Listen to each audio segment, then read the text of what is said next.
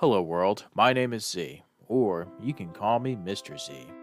I am a web developer, and I am also a consultant at Z World Webs.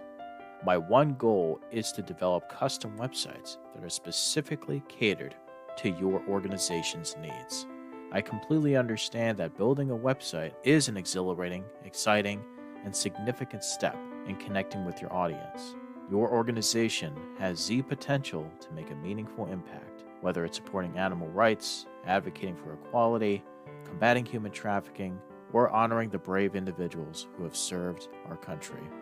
Your mission is too important to be held back by the challenges a website can present, and I am here to ensure that your website works for you, not against you. Whether it's maintaining, developing, or redeveloping a custom website that is specifically catered to your needs. And with that being said, I would be more than delighted to learn more about your organization and, of course, develop a website Z World is waiting for. Thank you. Hi, friends. I'm Barry, and this is my amazing support gang, Zayden, Avery, and Bert. We're here to invite you to something truly magical, the miracle of the season. This year, we're asking you to collect new books and board games. Yes, they must be new. And deliver them to the 2025 Chili Cook-Off, Community Pay It Forward, or your local children's ward at the hospital closest to you. These gifts will bring comfort, imagination, and joy to children who need it most. We also want you to read your favorite story, just like you would to your own kids, and record it for us to share on air.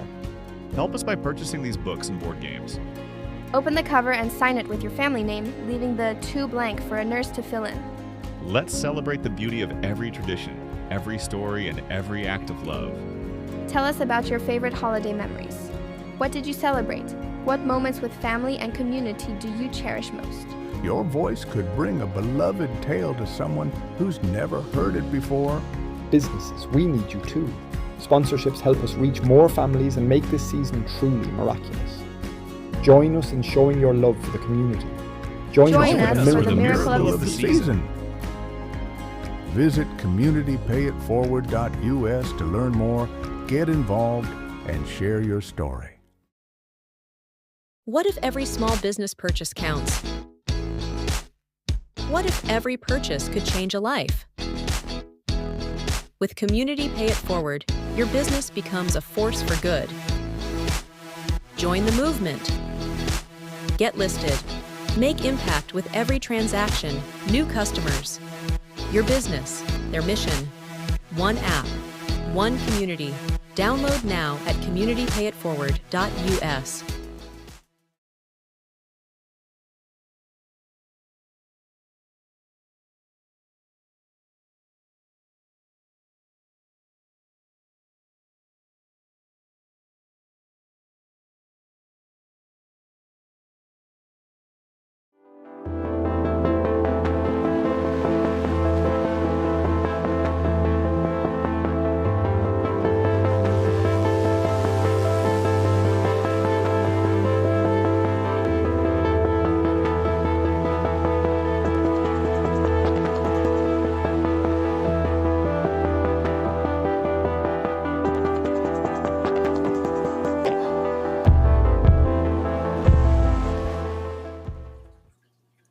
Wonderful morning to you all. My name is Zach. I guess it's afternoon for most of you. And to all of our friends over across the pond, hello. My name is Zak Clayton. I am the president and founder of Community Pay It Forward, Community Dare to Care, and the PAC channels.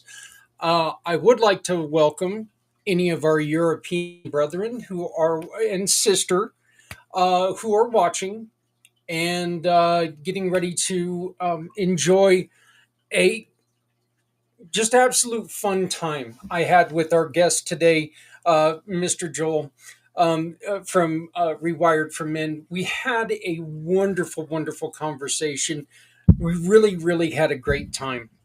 But before I get to Joel, we have a very important event coming up, and we need you to participate.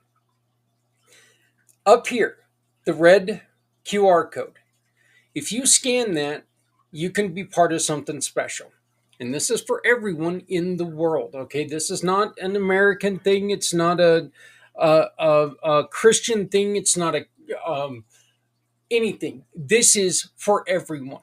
It's called a miracle of the season. Okay, we are sick and tired of people finding fault in everything. We're sick and tired of people saying, you're not like me, so we're going to put some distance between us. Let's get rid of that distance. Okay, let's get back to, you know what? You are you. I celebrate you. I love the fact that you're different than I am, because by God, if you were like me, there's already a me. I don't need another me. I've already got a me. So please join us on a miracle of the season. If you are in the States, if you are in particularly Kansas, Nebraska, Wyoming, and of course here in Colorado, coming up this Sunday, we've got the chili cook-off. It's our 8th annual chili cook-off, and there is still space available for you to come and join us. But you need to get in now, okay? The green QR code to my corner, that corner over there, down in the corner, is how you can get involved. Sponsors, we still need your help. What we're doing is we're putting books into hospitals all over northern Colorado. And as you saw in that video, what we ask you to do is write to and from, put your family name in the from. This is from the so-and-so family, and then deliver it to us here at Community Pay It Forward, or take it to your local hospital and give it to your children's ward at your local hospital and tell them, hey, we're part of a worldwide initiative to get books for kids in hospitals in their time of need.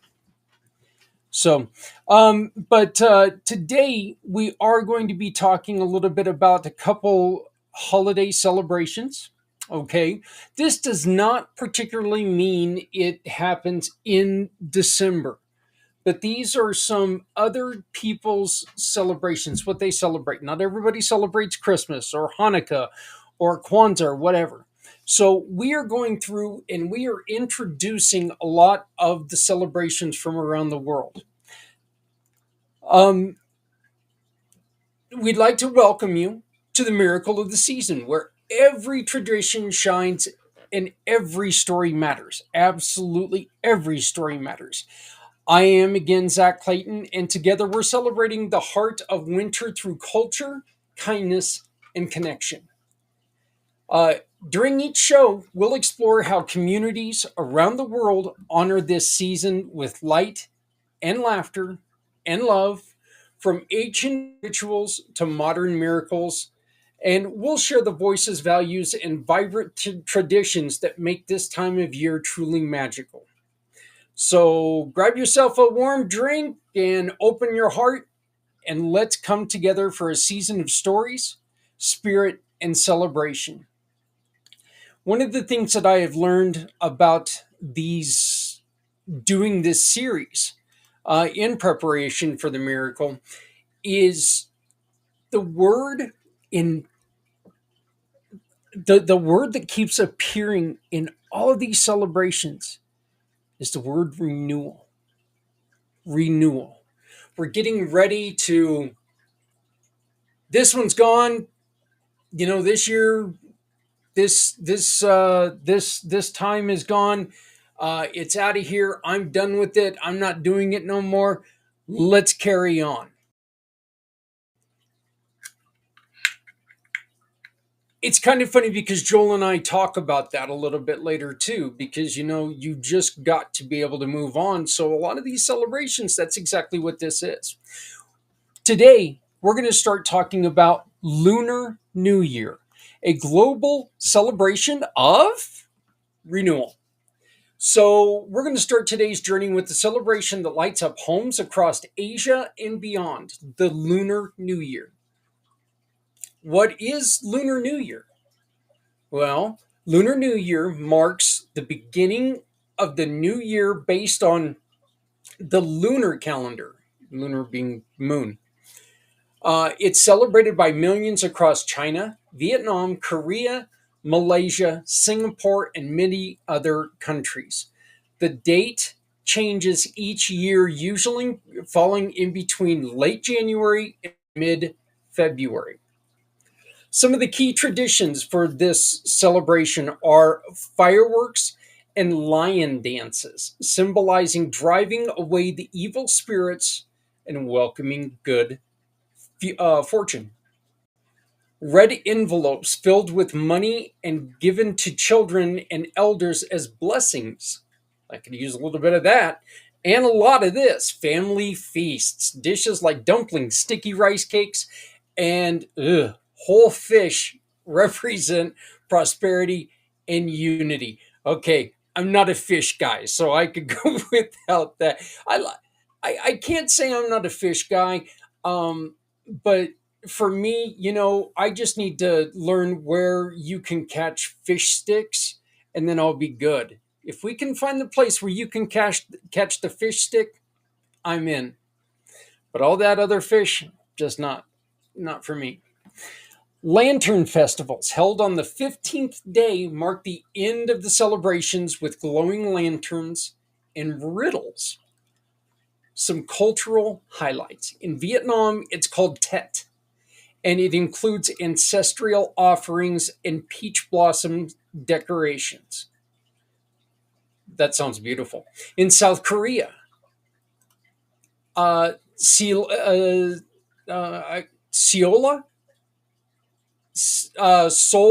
Solao features traditional hanbok clothing, games, and honoring ancestors. The Chinese zodiac, and this is, you see it at every Chinese restaurant, and I definitely don't want to minimalize this because it's very important, but you see it every Chinese restaurant. You have the, year of the bear, year of the snake, year of the wolf, whatever it is. So the Chinese zodiac assigns an animal to each year. 2025 is the year of the snake, symbolizing wisdom and transformation. Values at the heart. Lunar New Year is about renewal, family, and hope. It's a time to clean the house, sweeping away bad luck, settle debts, and start fresh with gratitude and joy. How you can celebrate locally. Try making dumplings or spring rolls with loved ones. Share red envelopes with kind notes or small gifts. Attend a local Lunar New Year event or parade. I said this about I said this about an event, Hanukkah, and I'd like to say this about all events. If you are in the Colorado area and you know of some of these celebrations, I would welcome an invitation to come and hang out with you. I'd love to see what these are about. I'd love to attend all of these. Uh, Again, I am very culturally curious. And that's why this is such an important thing for me, is that I get to look at all these and I get to learn why these celebrations are so important to different cultures. And that to me is very important. So if you know of somebody, please reach out to me. I'd love to hear about it. Learn how to say Happy New Year in Mandarin. Okay, get ready because I'm probably going to screw this up. It is called. Let's see here. Xinyan Lu. So Xinyan Kuai Lu is Happy New Year. Xinyan Kuai Lu. Xinyan meaning New Year. Or no. Xian, which is Xinyan, is Happy New Year. Kuai Lu is happy. So, okay, so it's Xinyan is New Year. Kuai Lu is happy. So They actually do it backwards, which is really interesting. So, Xin Yin Kuai Lu. I learned something more today. So, that is Lunar New Year. If I may suggest, if any of that sounds interesting, please reach out to us to learn a little bit more. Maybe we can learn this together. If you celebrate the Lunar New Year and you'd like to come on and talk about it, record yourself and share with others, we welcome you to do this. It would be fantastic to have your voice talk about the things that you and your family celebrate. Next is one that is extremely important to me because I now have a son who is part of this culture. He's a wonderful kid. He's one of the. It's weird to say he's still young. He's in his mid-20s, and he's one of the elders of his tribe in Oklahoma. So, but he is just the most courteous young man you'll ever meet, and really proud of him. Really proud of all my kids, but he's every time I talk to him, very very respectful, but he's very very proud of his culture, and so I'm extremely proud to bring you Indigenous winter celebrations, honoring Earth, ancestors, and community. So now we're going to turn to the wisdom and warmth of Indigenous winter traditions rooted in storytelling, ceremony, and connection to the land. Diverse traditions across the nation's Indigenous communities and across North America and beyond honor winter and beyond America and beyond honor winter as a sacred time. While practices vary by tribe and region, common themes include reflection, storytelling, and spiritual renewal. Some of the key elements are winter solstice, which we talked about last week. Winter solstice was one that, previous to calendars and all the clocks and all this other stuff. Winter solstice is how people told time. Winter solstice is how people were able to keep dates. Planting, farming, celebrating. Winter solstice was so important for such a long time. Still is to a lot of people. Ceremonies, winter solstice ceremony, the longest night and the return of the sun, often include drumming, dancing, and prayers. Oral storytelling. Elders share creation stories, legends, and teachings that guide the community. Feasts and food sharing. Corn, wild rice, venison, and berries are shared in gratitude and remembrance. Craft and regalia making. Winter is a time for creating traditional clothing, beadwork, and tools. Different examples of celebrations are okay, and please, if I try to state this every time, if I mess up on these names and you would like to help guide me through them, I invite you to please come on and learn me a thing or two. Okay, help me understand what I'm saying. I want to be able to say this properly and honor your culture properly. So please, if you can, join me and we can record this and you can help me pronounce these correctly. So, Ghost must think that we're talking about him on this one. So, it's just, we're not. This one is Haudenosaunee. Uh, uh, Haudenosaunee Midwinter Ceremony. Haudenosaunee. The Haudenosaunee, also known as the Iroquois Confederacy hold a midwinter ceremony that includes the stirring of ashes, dream sharing, and tobacco offerings. Anishinaabe.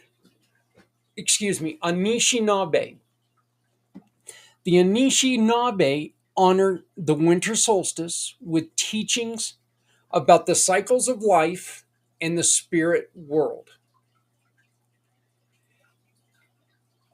Kivgiq Festival. In Alaska, the Kivgiq Festival among the Inupiat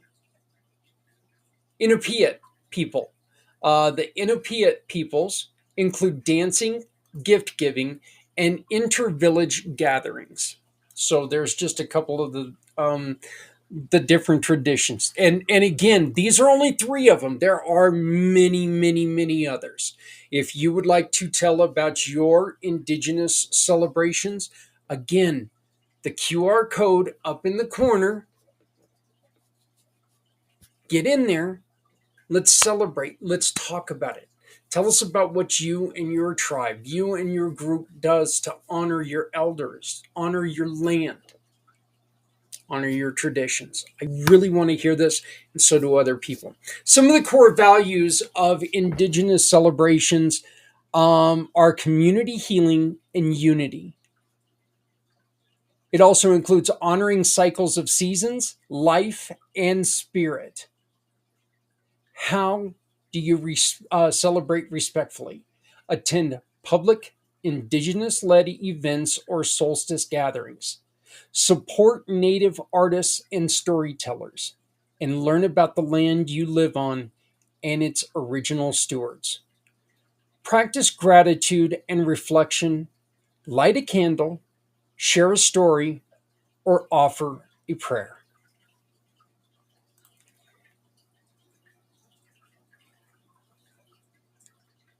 This one, again, I'm not going to get too political in all this, but the truth is, this is one of them that should be celebrated by us all. They are the originals. They were here way before any of us. So, these celebrations, Lunar New Year and Indigenous winter traditions, remind us that that the miracles of the season is not just about gifts and glitter, it's about renewal, reverence, and relationships. Whether you're lighting lanterns or listening to elders, you're a part of something timeless and beautiful. Let's keep coming together, honoring each tradition, making this season a miracle for all. I want to thank you for being part of that lesson. We've got a couple more that we're doing, and then I'm going to record them all at once, which is going to play a couple times during the miracle of the season. So, which is coming up very short, but we need you to be part of the miracle. Hi, friends. I'm Barry, and this is my amazing support gang, Zayden, Avery, and Bert. We're here to invite you to something truly magical, the miracle of the season. This year, we're asking you to collect new books and board games. Yes, they must be new. And deliver them to the 2025 Chili Cook-Off, Community Pay It Forward, or your local children's ward at the hospital closest to you. These gifts will bring comfort, imagination, and joy to children who need it most. We also want you to read your favorite story, just like you would to your own kids, and record it for us to share on air. Help us by purchasing these books and board games. Open the cover and sign it with your family name, leaving the 2 blank for a nurse to fill in. Let's celebrate the beauty of every tradition, every story, and every act of love. Tell us about your favorite holiday memories. What did you celebrate? What moments with family and community do you cherish most? Your voice could bring a beloved tale to someone who's never heard it before. Businesses, we need you too. Sponsorships help us reach more families and make this season truly miraculous. Join us in showing your love for the community. Join us for the miracle of the season. Visit communitypayitforward.us to learn more, get involved, and share your story.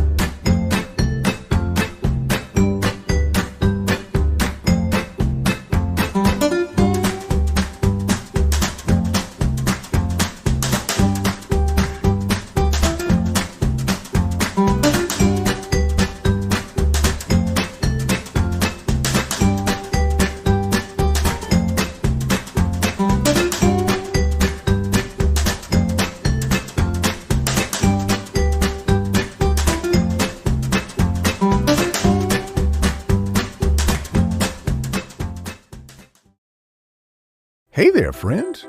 I've been thinking. We all have our strengths, right? I can do this, but I'm not so great at that. I'm pretty good at talking to people, but I'm not so great at adding things into a website or app. Oops. I love speaking, sharing stories, social media, all those hashtags and algorithms. Yeah, that's a jungle I haven't quite figured out yet. Coming up with ideas that bring folks together, I'm all about it. But bookkeeping, let's just say numbers, and I don't exactly get along. But that's okay, because someone out there is good at those things. And when we work together, magic happens. See, Community Pay It Forward has never been about one person. It's a program built by many to support even more.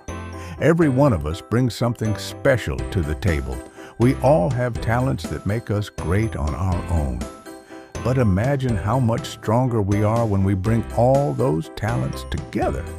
That's what Community Pay It Forward is all about. Your skills, my skills, our hearts, working together to make a difference. So tell me, what are you good at? Let's find out together. Visit communitypayitforward.us and join the movement. I did it again. I forgot to take the right. There's the one slide in there where it says community and it's not spelled right. Um, yeah, community, communidati, idioti, or ID, whatever. I need to get that video out and burn it. I changed it to where it actually says community, but we are looking for volunteers. I desperately need your help. We are growing, and with this growth, I just don't have the skills to keep up with it. So I need your help. And I'm looking for volunteers who, guess what? Eventually, this could turn into a paying gig. You know what? You help me get bigger. I'm going to help you maintain a lifestyle. That's what this is all about. This is about building together, supporting others, and helping others. So please, if you're interested, please get a hold of me. Let me find the correct one here. Of course, I'm not. There we go.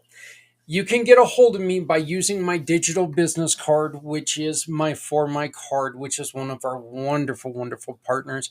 Please check out my digital business card, my For My card. They are one of our wonderful partners, and you can get your very own. And when you do, and you say you came through Community Pay It Forward, a portion of your sales goes to somebody that you choose. You tell us where that money goes. For my card, Community Pay It Forward, all we do is we exchange a little bit of money that's going to go to support a cause you love, like the CARES Foundation. When you join the Community Pay It Forward family, your business can be seen because people know your business will offer hope to organizations like Todd Lingle of CARES Foundation. CARES Foundation is a proud mission partner of Community Pay It Forward. CARES Foundation is dedicated to educating young drivers of the dangers of impaired and distracted driving. Every sale through Community Pay It Forward helps support incredible organizations like the CARES Foundation. It's that simple. You buy your own digital business card through For My card, and they're going to take and give us a portion of that money that's going to go to an organization like CARES Foundation. Okay? Very simple, very easy. You can also schedule a meeting with me over here using the green QR code. I'm sorry, I got to look at my screen. I'm dizzy right now. But you can schedule a meeting with me by using my scheduler. Again, that is also on my For My card. You can schedule from there. So, coming up next, Mr. Joel White. This guy is amazing. I love him. He and I are doing some work together. He's taken me through the process, so I know what the process is. And you know what? I'm never going to say that I don't need help, because we all need somebody to help stand beside us every once in a while. Every once in a while, it feels good to have somebody stand up and say, you know what? I know things are good right now. Let's make sure they stay that way. And remind us those little things that get in your way, that just gnaw at you. We don't have to let them explode. So I'm proud to bring you Joel White and our show, Rewired for Men. We have an announcement coming up in May. Well, about May. The announcement is going to be made way before May. Matter of fact, we talk about it a little bit here on this episode of Rewired for Men. So, ladies and gentlemen, my friend Joel White.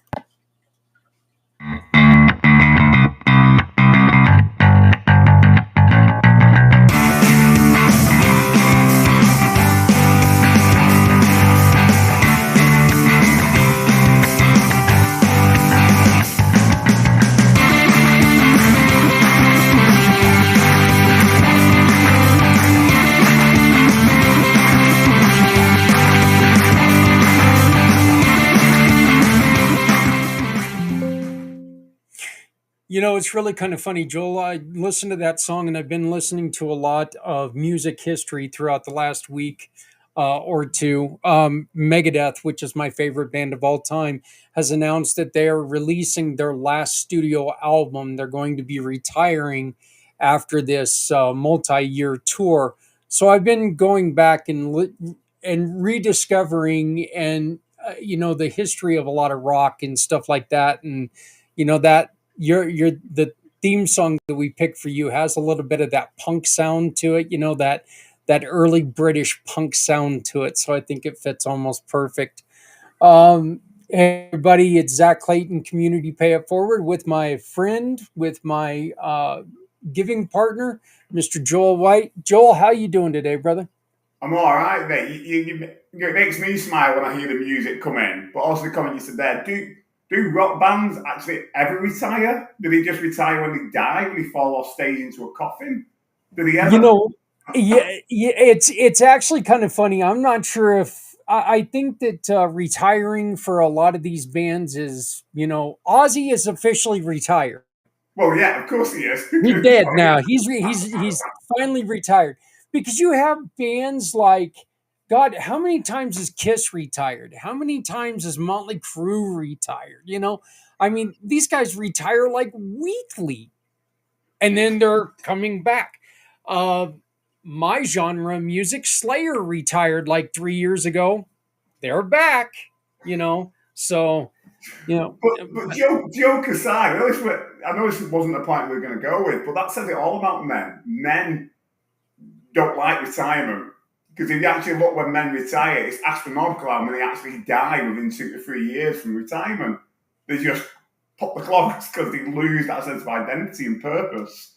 So joke aside, you can see why these rock bands that are mainly male keep going to the very end. I really think that has to do with, it seems like having that time off is so exciting, because there's a lot of times we dedicate a lot of our lives to working, and we get excited about having all of that time off and be able to do the fun stuff that, that we've neglected throughout our work lives. And then we start to realize, oh, wait a minute, I don't have the money to continue this, one. And two, it's kind of hard to fill some free time every once in a while, Yeah, it's not just that. You do all the things you wanted to do in the first 2 to 3 years, and then potentially you've got another 23 years after that. Yeah. Do what with it? You know what I mean? So. Yeah, I actually had to come to that realization after my accident, and I had retirement kind of thrust upon me due to my physical limitation.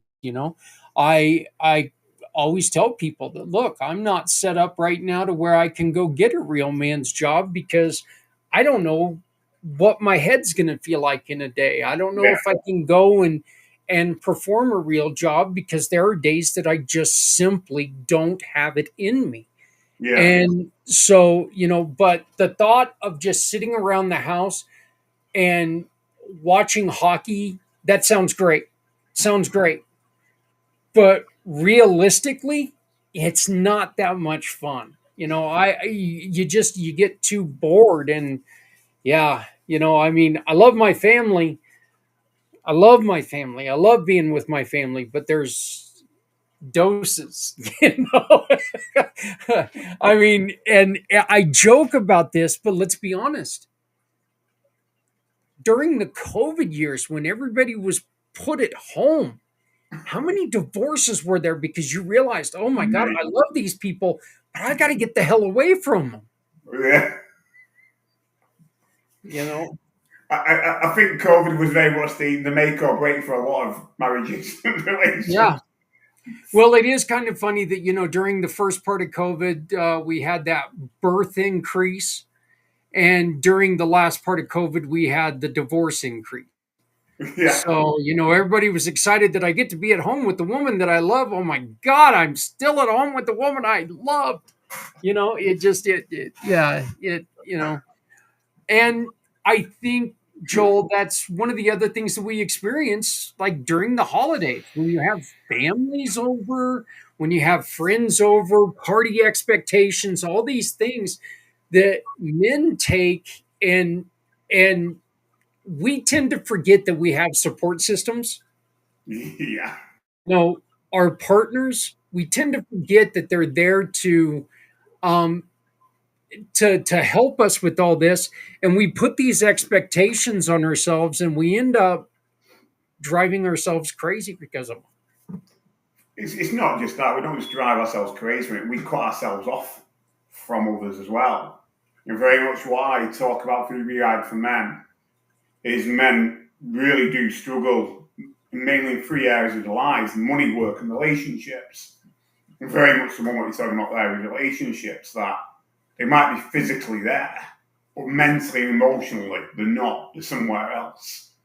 Whether that's numbing out the excuse me, whether that's numbing out the emotions that are too difficult, or they're in their inbox upstairs, do you know what I mean, on the computer, or a variety of them can come together.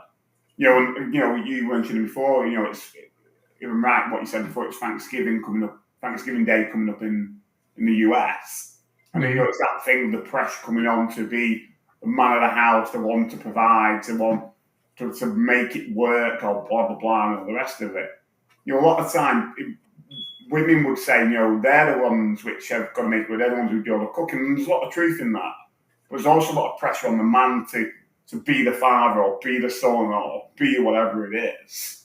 When the relatives come round, and it's not always easy, is it?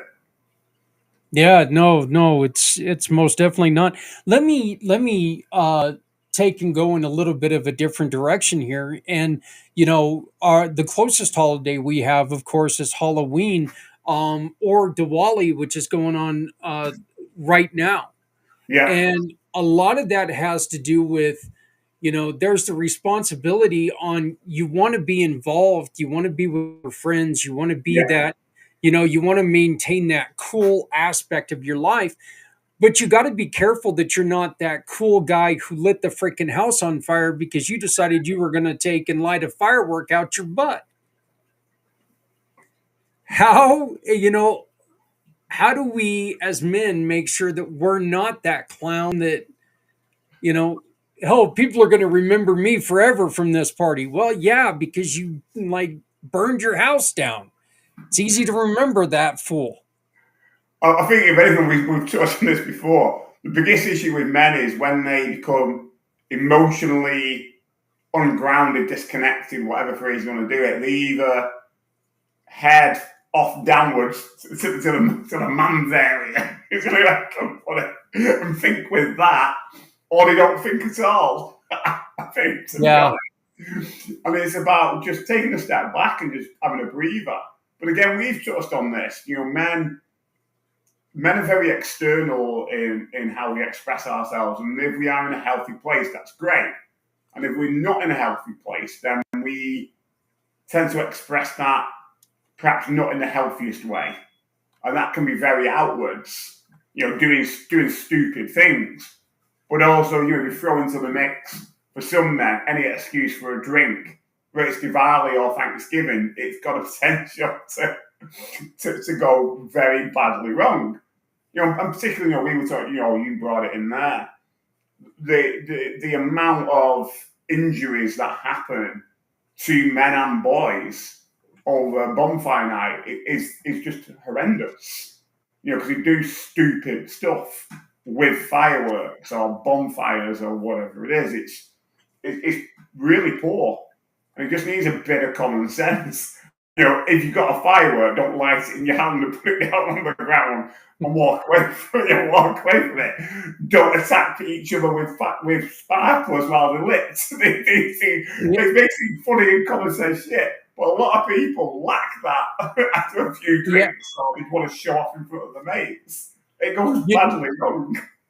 Yeah, and let's be honest here. Truthfully, that's one of the funniest things in the world to see is when that happens to somebody. But still, it's not really one of those things that you should do. I mean, we were talking about it a little bit as we were coming on, but I remember back some of the stuff that I would do when I was younger, which is just dumb. Yeah, I mean some of the decisions, and I don't believe in accidents because I knew fully what I was doing. I wasn't thinking about the ramifications of them, but stuff like on Halloween night, I would take with a can of WD-40, spray down my arms and answer the door and light my arms on fire and scare the hell out of kids, and it didn't burn until the WD-40 burned off.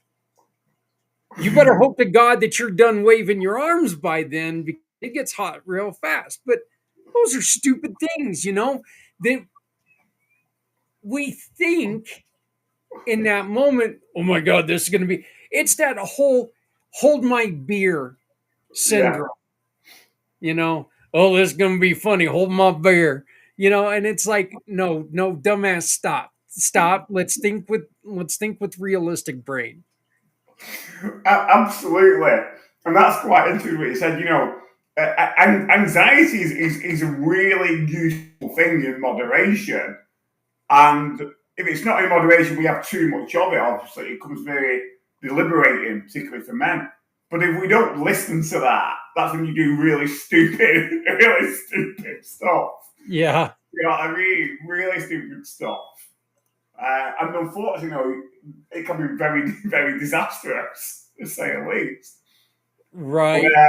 But the also interesting thing, which again, I think we touched on it before, the thing what you say is absolutely spot on, and I completely agree with it. And I've started saying that to a lot of people.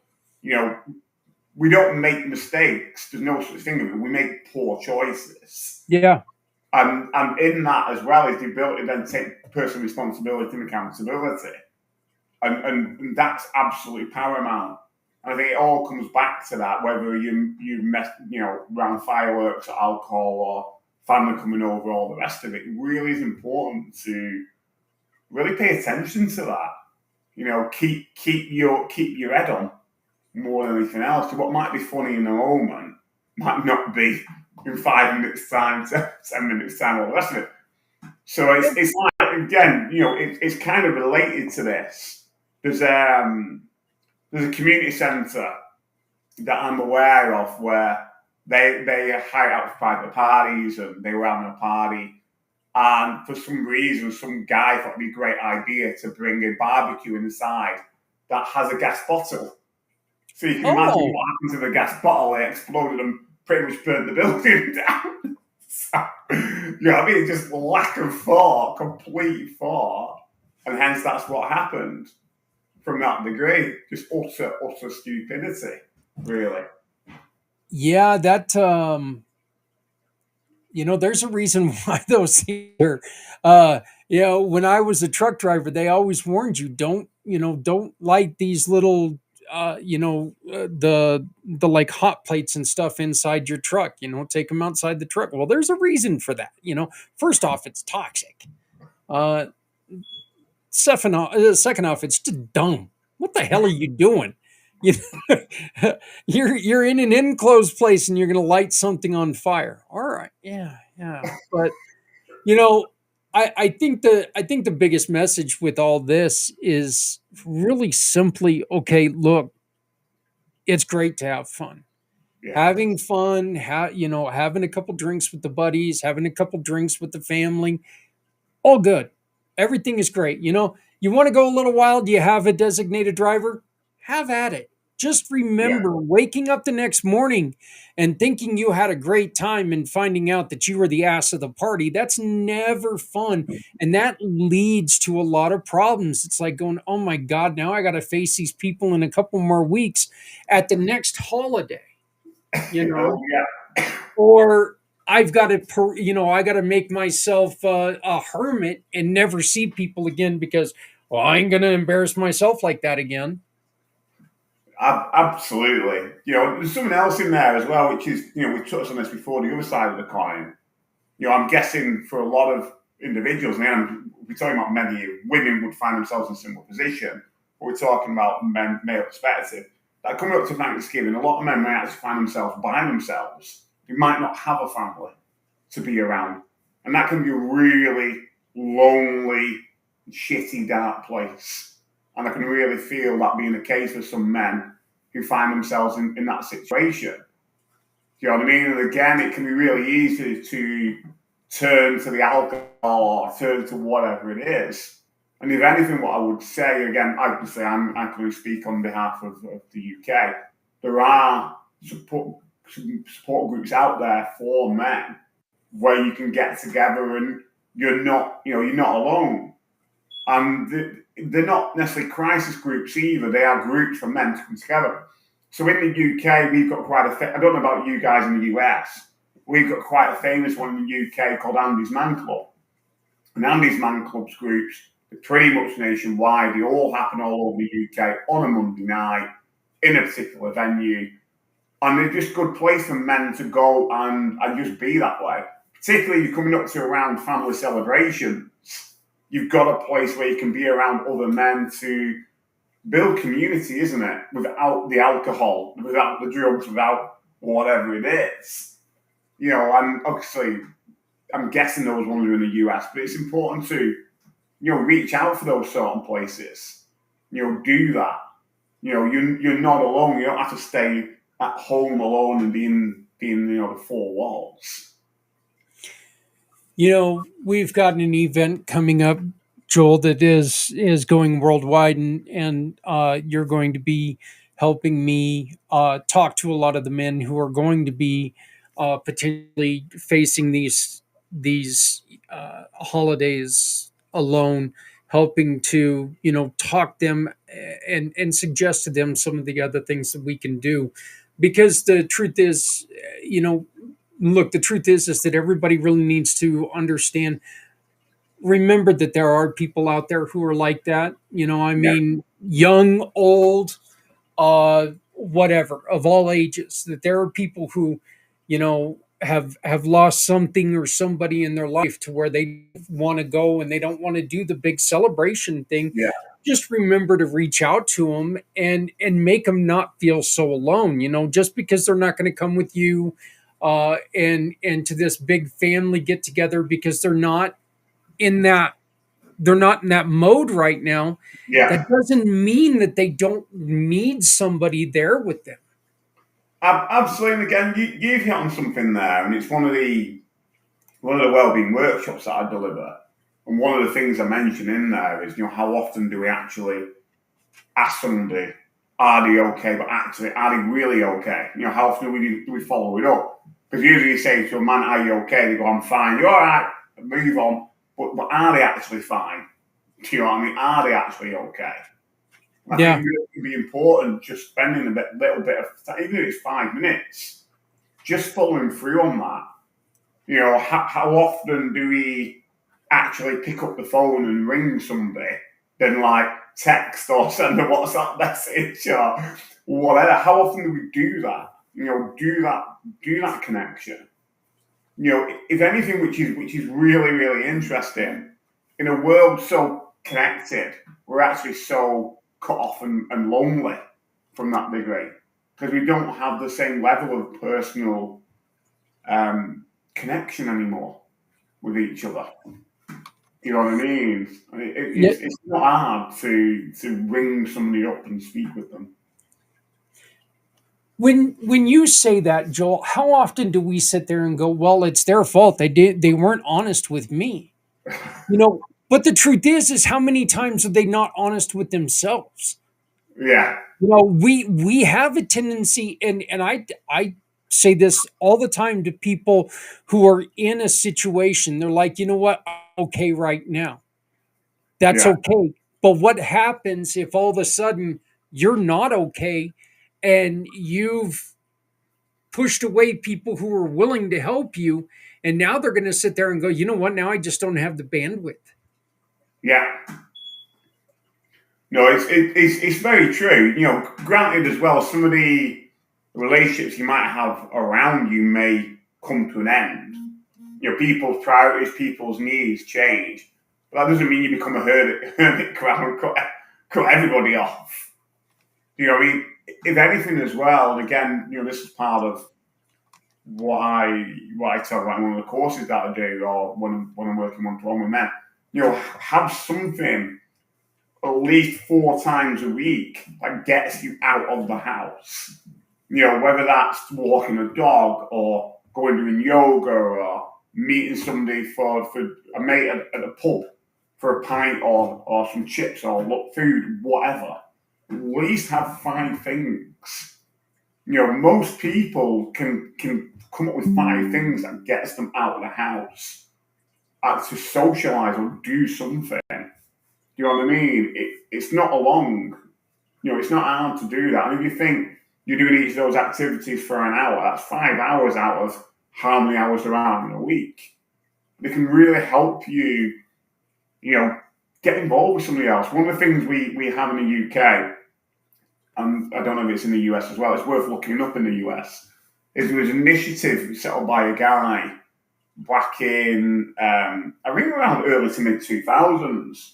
And he came up with a concept of, we have in the UK this thing about fruit and veg. If you eat your 5 a day, at least a balanced diet, blah, blah, blah, yeah. And most people can get that. Most people can work with that. Most people do that.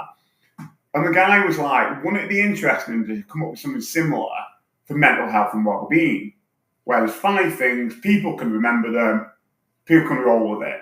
And what that led to is a concept of 5 ways to well-being. And I actually build this into my men's groups when I do them, but also when I'm working one-to-one with men. And, if you Google it, 5 ways to well-being, you can find it. And in those 5 ways to well-being, there are 5 things. And the first one, which is what we touch on a lot, is to connect. Connect with other people. Ring them up. Go and see somebody face-to-face. That physical connection. The next one is be active. So be active could be going to the gym, it could be swimming, but it can also be housework or walking around the block, or gardening. Anything that raises your heart rate is enough to be classed as being active, as far as government guidelines are concerned. You keep learning. Do you know what I mean? Do something that keeps your brain active. Yeah. Whether that's a jigsaw puzzle or a course or Sudoku or a crossword or reading the magazine or going to a museum, whatever it is, do something that keeps your head going. Take notice. How often do you actually look around you in your environment? A lot of guys walking on the mobile phones or they got their heads down looking at the ground. How often do you pay attention to actually really listen or see or hear or smell or touch or whatever? Just not be an autopilot. Or how often you actually just sit with your thoughts and your emotions. And the last one is give. And we touch on this quite a lot. Give could be anything from your time, like volunteering, to a smile. to ringing somebody up. One of the most precious resources we all have in this world is time. Nobody knows how much time we've got left, which only adds to how precious it is for each of us. But how often do we actually make the most of that time in our day? How often do we do that? How often do we waste it worrying about things that aren't actually that important, or doing tasks that aren't that actually important?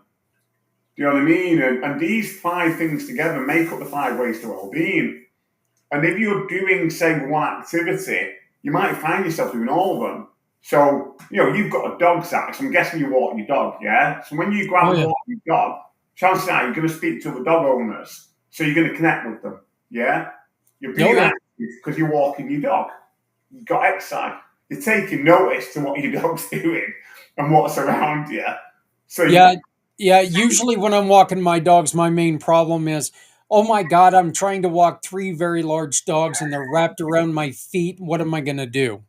So you're definitely taking notice because they're dragging you along the floor. You are most definitely taking notice. There is no chance of me being not in that area. My mind is definitely right there. It's like, come on, Ghost.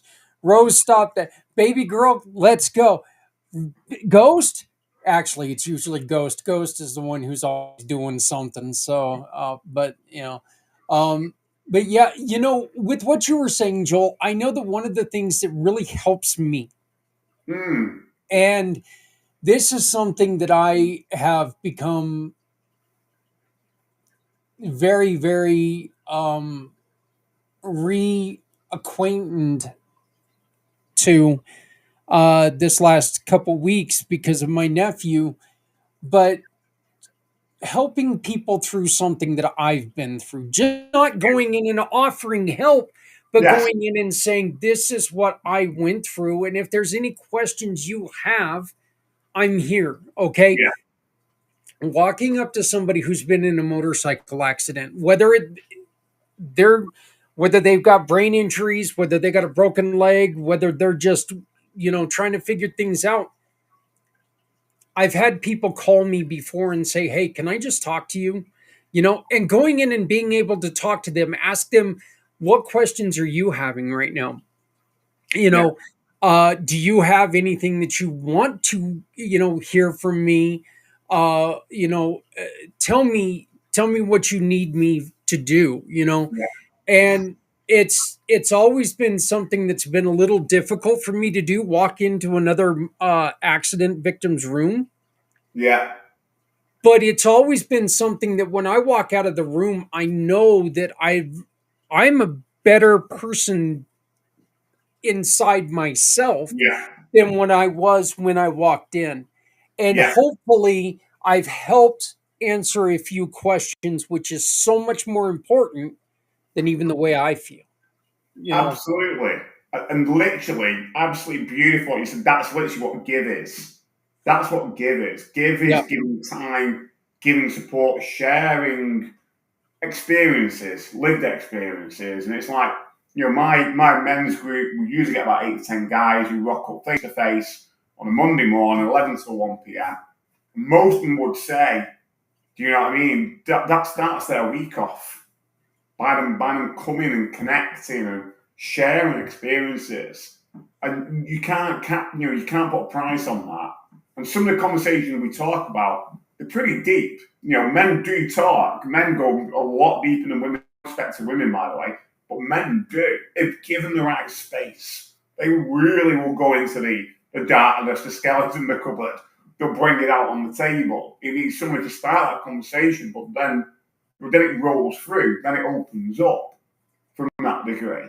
And like you said, it can really make a difference. I was working with a guy, I think last week or the week before, and he had been sectioned for a period of time. And the conversation opened up into, what I'm working through. And he was like, have you ever been sectioned? I said, well, I've not been sectioned. I know the men who have, but I have been voluntary sectioned, where I made the choice to go into a unit for 7 days till my head was an absolute utter mess. So I can relate to some degree. And like you said there, I could answer some questions or thoughts from my perspective. Yeah. And then that helped him reflect on things a bit differently based on his experience. And, in another conversation with another man, it came around suicide attempts. And I said, yeah, well, I can't understand yours because everybody's different. But from my personal perspective, I've attempted to take my life on 2 occasions. And it was going to be able to, talk to that one person about that and what had happened and what perhaps was going. That's right. It wasn't them directly. It was their brother-in-law who had attempted to take his own life. So I was able to kind of go, well, look, you know what I mean? This is a really interesting topic from the perspective of that. And if you ever speak to your brother-in-law, I'm happy having a chat with him. These are some of the things that came for me over to you if you want to do that. And like you said, in those conversations, yeah, you're being really vulnerable. For me, vulnerability is the greatest strength of all what a man can be. But what you get out of those conversations, like you said, you come out a better person. You planted a seed with somebody who will go and do something with that. And that's just powerful, really, massively powerful. Yeah, I know that in which I know that we're talking about men's health, but I think that it's the same with women when it comes to this. But Adrian, my wife, every Friday she goes and she volunteers at the shelter, with animals, and that takes a special person. I'm going to tell you right now, that takes a person that I couldn't do that because I seriously. We've got enough animals in this house, and if I start doing that, we're going to have more. Okay. Menagerie. Yeah, that's just the way it's going to be. There's going to be so many. We'll be overrun because I see, an animal, and I'm like, oh god. And I'm funny because I'm the guy who sits there and goes, "You're not bringing home any more damn animals."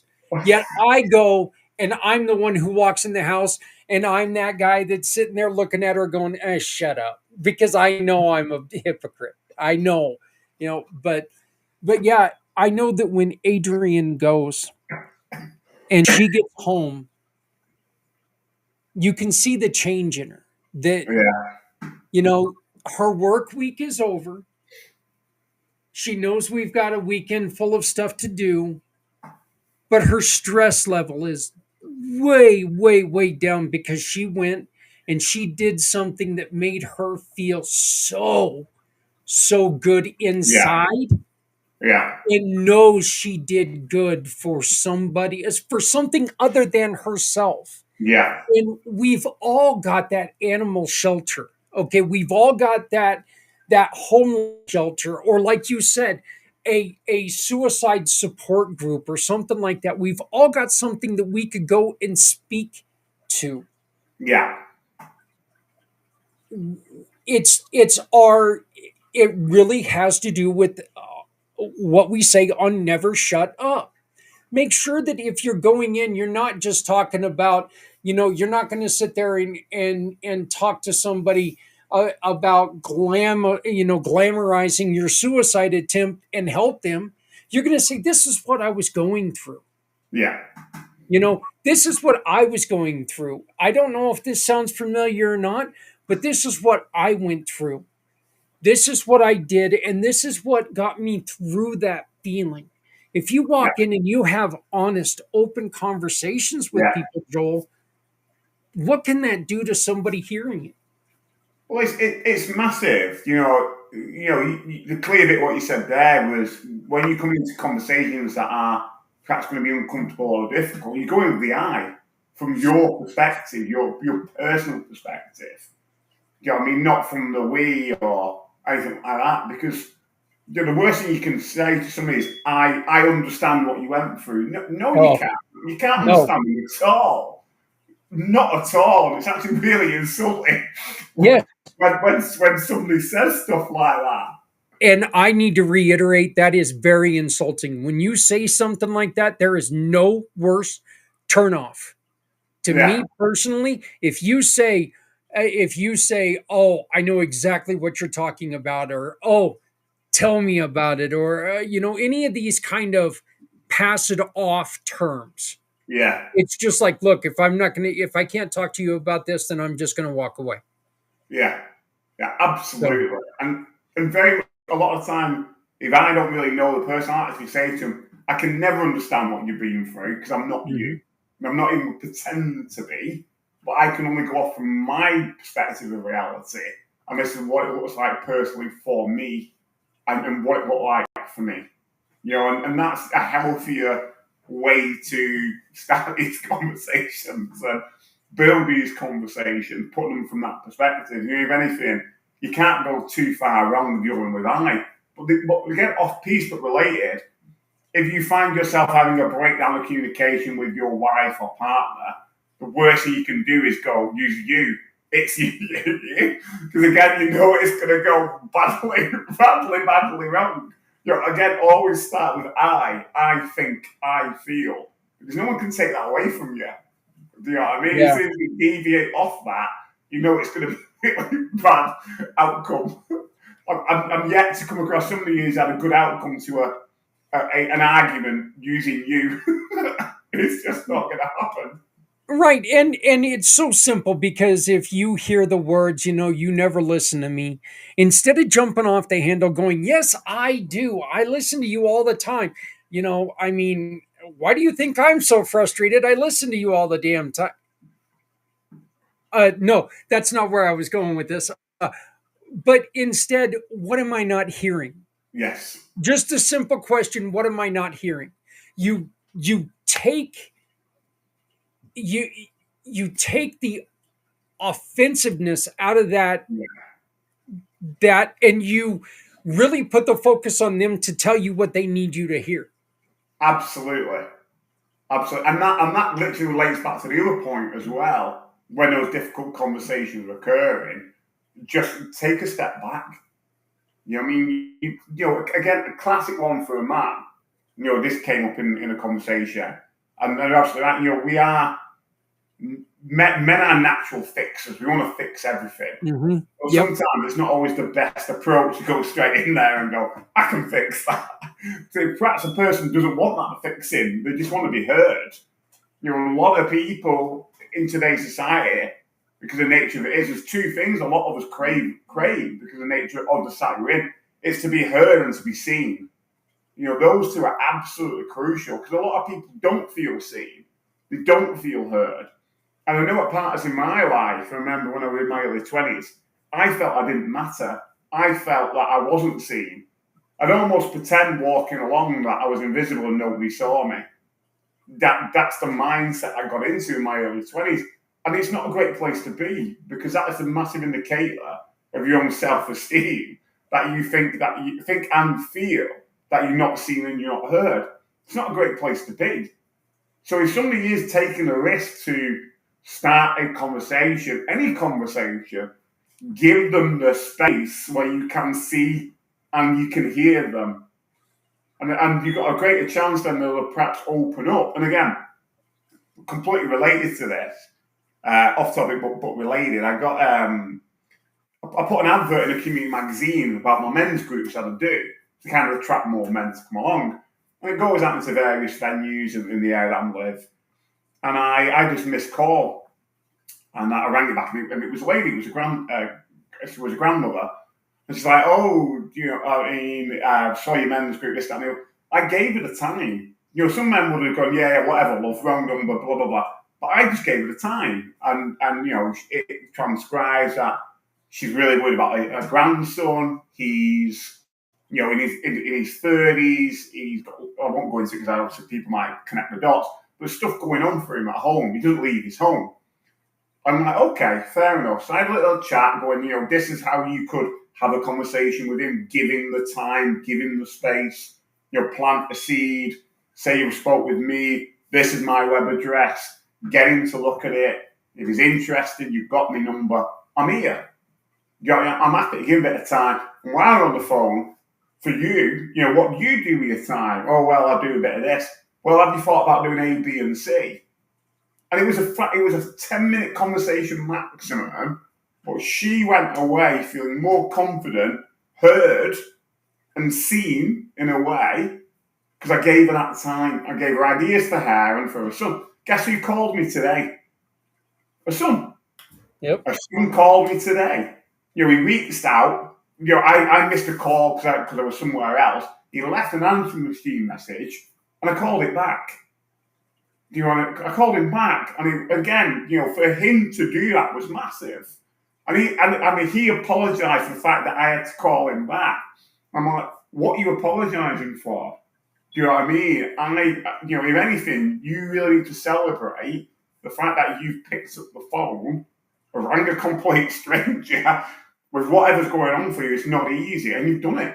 You've done the hardest bit. And that's why I've rang you back, to really acknowledge that. Whether you come along to my men's group's entirely up to you. I would love you to come to that. It's only a small group, 8 to 10 men, various men that attend. I'm not there every week. I'm going to be here on that day, on a particular Monday. I'll meet you outside. But I'm not going to chase you up. You've got my number. Get in touch. And again, a 5-minute conversation might not come along, Zach, but he will remember that somebody gave him the time of day, heard him, and potentially, hopefully, will see him. Took 5 minutes, that conversation. I think you also you really touched on something that's very valuable there, and that is that what you can't tell somebody when it's time to heal. No. They, your timing on, your decision on my healing time is useless. Okay. Yeah. I need to take my own time, and we need to remember that, we need to remember that, what, our thoughts of someone else's life doesn't mean anything. Yeah. We're all different people. We need to come at things. We need to make sure that we're respecting each other's individuality, because, look, this is something I was able to get over. And, look, here's one of the things that, me personally, I was smoking 3 packs of cigarettes every day. Okay. I was able to set a time, a date, and I quit smoking. I have not picked up a cigarette now in over 17 years. Yeah. Do I say that everybody can do that? Of course I'm going to say everybody can do it. Will everybody? That's up to them. Yeah. But I'm not going to sit there and I'm not going to walk up to somebody, because the other thing I can't stand is, oh, you could do that, but there's no way I could. Well, yeah, you can. You can, if you decide that that's what you, that's who you are. I mean, but, if somebody really wants to quit and they want to come to me and ask me what I did, I'll tell them. Yeah. I'll also tell them, but remember, there are other options out there. So don't think that if what I did, if it doesn't work for you, don't give up with that. If you truly want to end this, you got to keep working, because this is one option. And just because it worked for me does not mean it's going to work for you. And I think that's beautiful what you said. The temptation can be when somebody does come for you for support or ask you a question, that you go, well, it worked for me, so it'll also work for them. No, it doesn't mean that at all. You should always, when I have these conversations, I always do, the get out of jail free card, when you play Monopoly scenario, that I'll always finish conversation, this is what worked for me. It might not work for you. You do what's best for you. And that clearly is putting the responsibility back on them. Because what I don't want them to do is go away and do what I told them to do, because it worked for me. And then they come back and go, well, that didn't work. Do you know what I mean? Well, yeah. Yeah.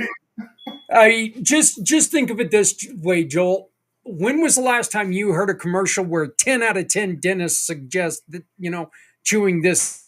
It's never 10 out of 10. It's always 9 out of 10 or something like that. There's always a chance it's not going to work for someone. Okay. Absolutely. And just because it worked for you does not mean it is right for everyone. We've got to got to get that out of our heads. This is what you need to do. Okay. If you do it this way, you're going to succeed. Possibly. Yeah.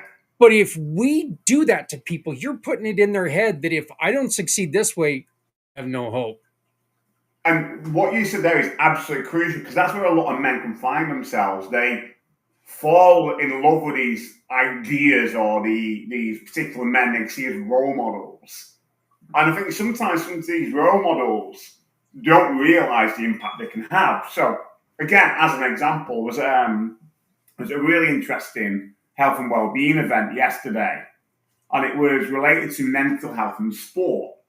And there's lots of mental health concerns in sport, particularly in elite sport, and what this is now coming more to the surface. And what they had there was a guy who, for a very fluid part of his career, was really, really good. But he had lots of other stuff going on for him as well. And when he was younger, when he was starting to start that journey toward professional football, another professional footballer at the time, he was called, I'm not going to mention names, but he was, at that time, he was the top of his game. And he said to this young lad, not knowing anything really about him or what was going on at home or anything like that, you're doing incredibly well. You'll be worth millions one day. You keep doing what you're doing.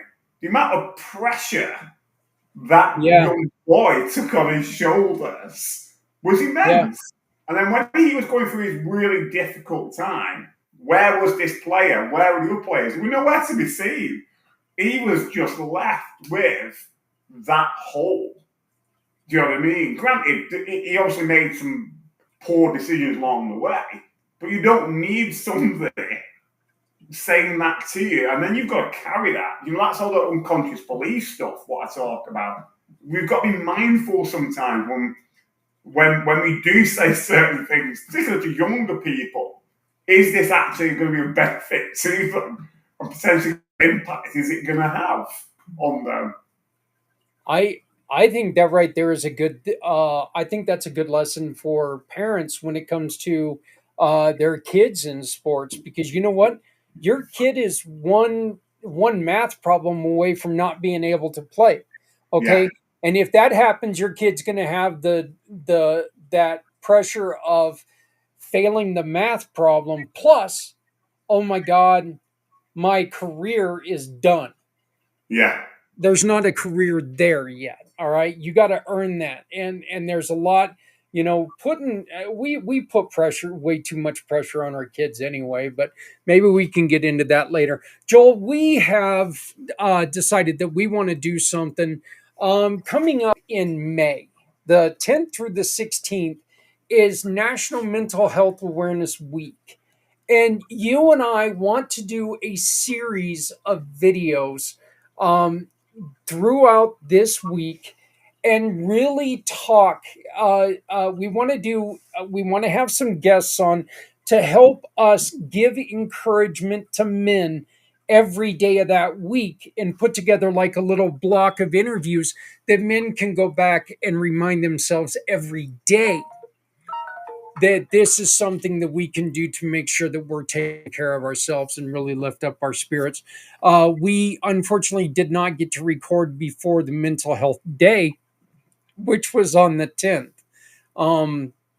But this is a celebration of something that, like Footprints Forward, we started doing Footprints Forward because I was talking about suicide on the 22nd of February every year and then just walked away from it. And I decided that, no, we can't do this. This is something that we need to do every day. So we're going to try to help people out starting with this week. And I think that's a great idea, and we've talked about this all the time. We want men to come forward between now and obviously May that's next year, who are willing just to be part of this, building this. If anything, being a bit vulnerable to help others out there. And I want to really reiterate that vulnerability, guys, is not a weakness. It's a real strength. Vulnerability means to be open. Unfortunately, where a lot of men have perhaps dropped the ball, they haven't perhaps chosen well enough the people they are opening up to.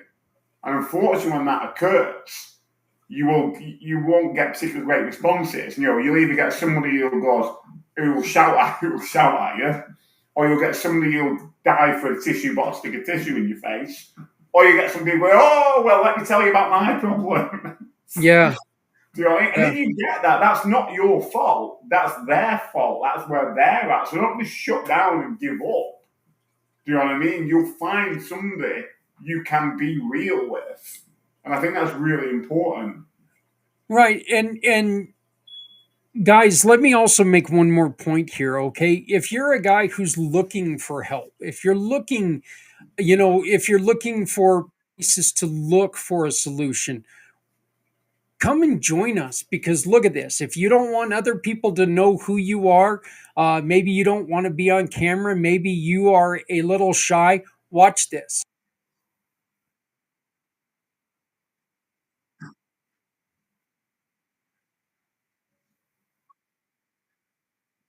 Okay, we can help you get through this. Joel can definitely help you. I'm just a guy who thinks he knows things. So. But you do know things like, the beauty of why it works between us, we've both made some dumbass decisions in our life, but we've learned from them. That's the richness of lived experience. And again, this comes up all the time. We are all, I say this all the time to people, we are the world's best storytellers of our own lives. Yeah. And whether you want to cast that as good, bad, or ugly is entirely up to us. But what matters is, what do you do about it now? Because what you do about it now determines what comes next. So what story do you want to write going forward for your life? That's right. You know what? There's never, look, we've all done those shameful things that we sit back, we'll be doing something, we're driving around, and all of a sudden we'll have that memory. It's like, oh my God, what the hell was I thinking when I did that? Had nothing to do with what's going on, but all of a sudden that thought hits your head, and then it sticks in there for a little while. Remember, that was a decision you made then. That's not you now. Yeah. Okay. You need to work from there forward, build who you are now, because wish it all you want, you're not going to be able to go back in time and fix that. So just improve yourself from now. Absolutely. From right now, this next thing you do, does that portray who you truly are? Focus on that, and you don't have to worry. You're still going to worry about what you've done before, but you know what? Show people who you are. That is the strongest way to show people who you are, is to show them who you are. Absolutely. This is who I am now. Absolutely. You know what the greatest test of that is? You find the same scenario happening again, you're obviously not learning. You're still in the mindset of making mistakes.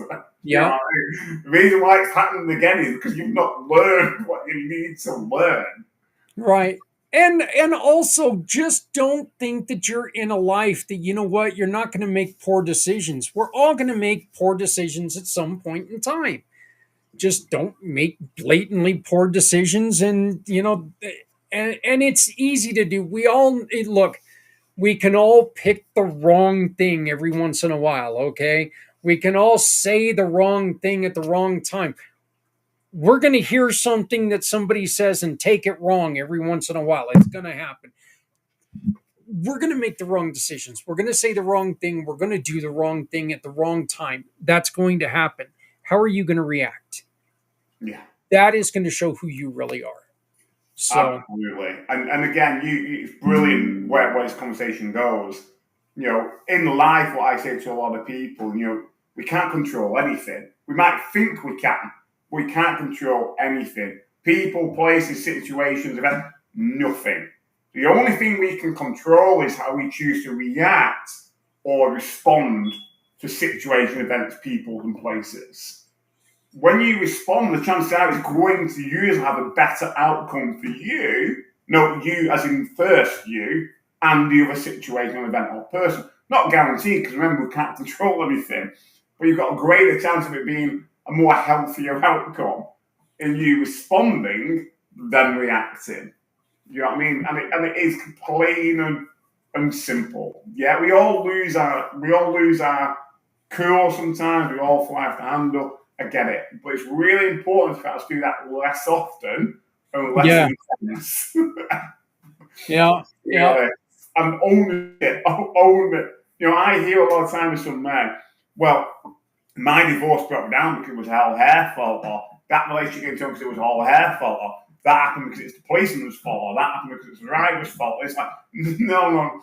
There's two people in every situation, whether you like it or not. There's you and the other person. And you have a role to play in that as well. And that can be difficult to hear if the man's in a very difficult, abusive relationship or whatever it is. It takes two people. It takes two people in that relationship. But if you decide it ain't healthy, then you need to make a decision. Because staying in the same situation don't mean it's going to get any better, is it, Zach? It's just going to get worse. Very true. As the old saying goes, there's your story, there's their story, and then there's the truth. So, you know, and that's just that's the way situations go. So, Joel, you can be found on Instagram, on Facebook, YouTube, and LinkedIn. Just look for Rewired for Men, Rewired for Men 2 on Facebook, as you can see below in all this information. But one of the easiest ways that you can go and find anything you need about Joel is by using this QR code right here. It takes you to his page on our website, which has all of his information, including the getting a free cup of coffee with this man. You can sit there and you can talk to him, have a conversation with him, talk to him, get to know him a little bit. Maybe he can convince you to come on the show and talk to other people, tell people what you're going through. Because look, guys, the truth is we've all gone through things. We've all gone through things. We're all going through things. Currently, everyone's got something that they're trying to get through. Yeah. If we can talk about it, if we can be honest with ourselves, and if we can be honest with each other, it's going to be a hell of a lot easier to get through it. If you stay quiet and in a corner, chances are those problems are going to be harder to handle. So, Joel, any last words before we go, brother? I think we've, all I can say, it's always been a pleasure doing these shows with you. And I really do feel that any man who watches this, take away from it, you're not alone. And other people have been through similar, not the same as you, but similar. Yep. And that's really important to take those two points away. Yep, that is so important. There's no look. Truth is, and I've said this before. Human beings have been around a day or two. You're probably not going to hit a situation that another person hasn't had something similar to them. Okay, you're going to have to go way out there to find a situation that nobody's experienced ever. Yeah. Okay. So, but we will be back next month, and we're going to continue to talk a little bit about holidays. And if you have a fear that's coming up due to the holidays, if you have expectations that you're having trouble meeting, this is a gentleman that you want to talk to. He's got a wonderful, wonderful program that can help you be within yourself, be you, the true you. Okay? You cannot be you being someone else. You've got to be true you, true to you. So, Joel, brother, happy Halloween. I know that you're going through full daddy phase right now, so you got some exciting things coming up the next couple of weeks. Yeah. I remember Halloween was one of my favorite times, but that's because I'm a fat guy, and somebody giving away free candy, I'm all about it. Brilliant. And then you got you didn't get your red suit on for Christmas. Yeah. So, there you go. All right, everybody. Hey, for Joel White, my name is Zak Clayton. You've been watching Rewired for Men right here on the PAC channel. We invite you to check out our playlist, which is available on our which is available on our YouTube channel. And Joel, it's available on yours now as well, right? Not quite there, put it on there, but we're getting there, Zach. We're getting there, but it's here for you. It's here for us. Just as we are, we're here for you all. So please join us next time right here on Rewired for Men. Thank you very much. Thank you.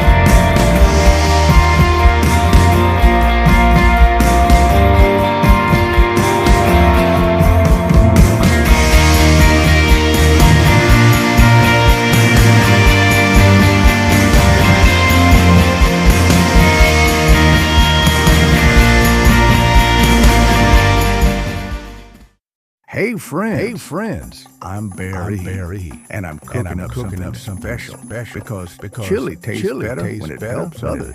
Join me and my great friends, community pay it forward, and Key Largo Lounge on November 2nd at 11 a.m. Mountain Standard, Key Largo. 3621 West 10th Street in Greeley, Colorado. This winter, we're collecting books and board games for kids who need a little extra warmth and joy. And reading to kids has always been a great source of comfort. Join us at the Chili Cook-Off. Bring your best recipe, your biggest heart, and a donation of books or games, good food, great fun, and a football game on the screen. It's a win-win for everyone. Thank you for helping us make a difference. Together, we're feeding minds and minds.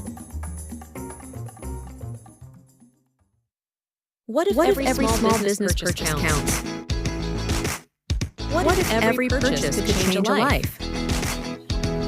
With Community Pay It Forward, your business becomes a force for good. Join the movement. Get listed. Make impact with every transaction. New customers. Your business, their mission. One app. One community. Download now at communitypayitforward.us. So I just learned something about the new or this streaming program. They fixed one of the problems that we had before. When you turn off the camera, before you used to be able to hear the words of the person talking. It's no longer like that. So I tried to make it to where, when I turned the camera off, you could still hear me talk to prove a point that, you don't have to be on screen. But the thing is that, you know what? You can still disable your camera and people can hear you talk. So if you have something that you would like to discuss, but you don't want people to know who you are, we can still make that happen, okay? You don't have to be on camera if there's something you would like to discuss, with Joel and I, but you don't want to be on camera, that's not a problem. We still want you to come and join us. We still want people to talk over some of these problems that people are having, sensitive problems. We understand that, look, maybe you just want to, maybe you're going through something that you just want to hear somebody else's opinion on. This is a great opportunity for us to get together, and we're going to start this in May, to where we're going to get together and we're going to start having a men's group that is based on men's mental health. It's also based on work and relationships and all these other things that, we want to do it a little bit different. We want to, just take and get some men to come together, do a little bit of coaching, there's going to be a minimal fee to this. All right. It's going to be a little bit that's going to help Joel and I continue to be able to do what we're doing. We're going to use it to increase the reach of the pack channel and do some more. But it's going to be something that we're going to be able to do some coaching together. We're going to be able to do some learning and growing together. So, and it's all going to be powered by Rewired for Men. So, again, we need your stories. We want your stories. Tell us how you celebrate. Tell us how you used to celebrate. Share recipes with us. Okay? That's something you can do. Condense it down to a 15-minute recipe if you would like.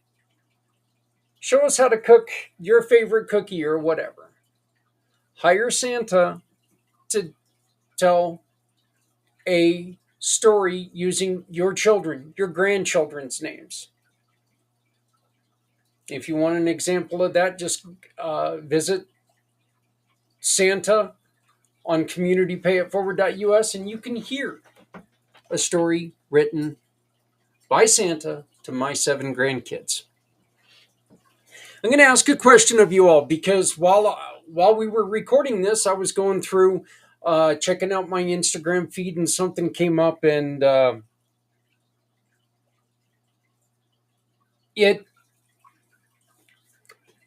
there's a band that's celebrating the anniversary of an album in which I'm getting older, so there's a lot more of that than there used to be. This is one of the albums that I used to. This is a very, very, very important album to me. I used to listen to this album all damn near exclusively for like 3 straight years. I remember back when I was in my early 20s listening to this album while I was working on oil rigs, both in Kansas and here in Colorado. So, I mean, this is like 91 era. It's Death Angel Act 3.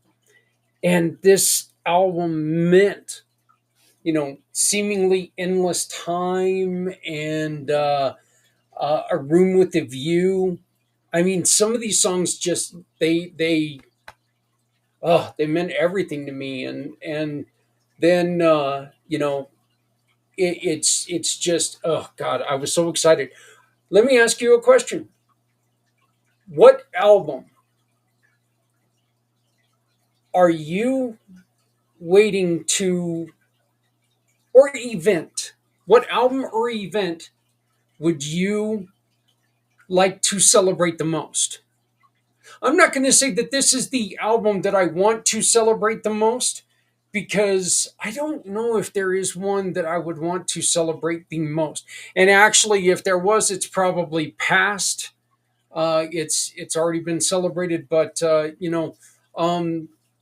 and I'm not talking about like your kids' birthdays or something like that, but was there an event? Was there a movie that when it came out, it meant so much to you in the growth of who you are that you would like to celebrate that happening again? Because Death Angel is going to be in Denver at the Oriental Theater on November 26th. And I just told my wife, going to concerts is hard for me because I am deaf in my right ear. I will have to pack my right ear so the headaches don't get terrible, but I'm going to this show. I think that Oob is going to be going with me, and he likes some of Death Angel's later stuff. He really liked another album that came out much later. Of course, hell, Oob wasn't born in 2000 until 2001. So I mean, it's funny how generational sometimes, some of these bands have been around that long. But yeah, I'm excited about this November 26th Oriental Theater. What album, what event would you like to celebrate the most when it comes to, pop culture, music?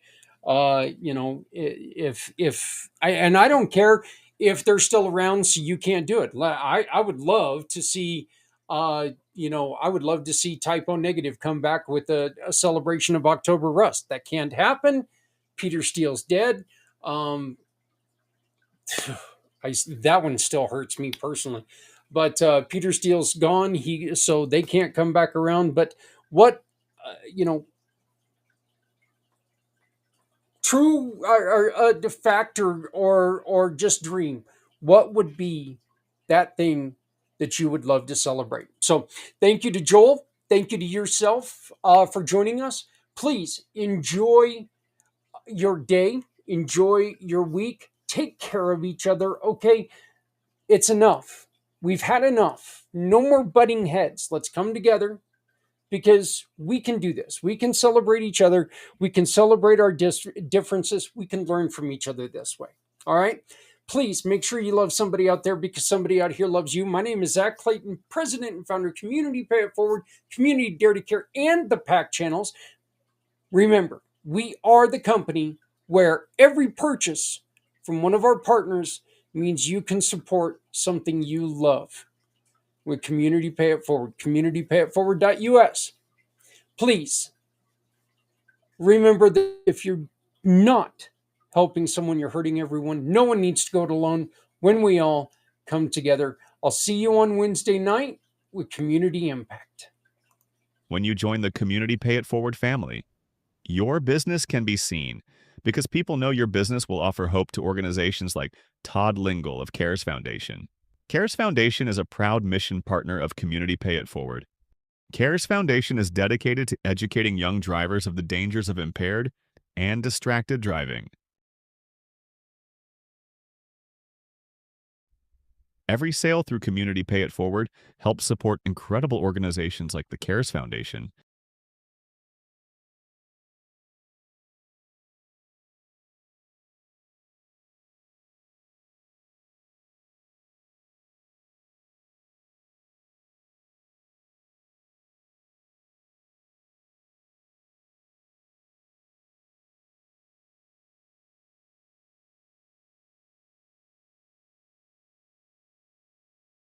Say, bring me home,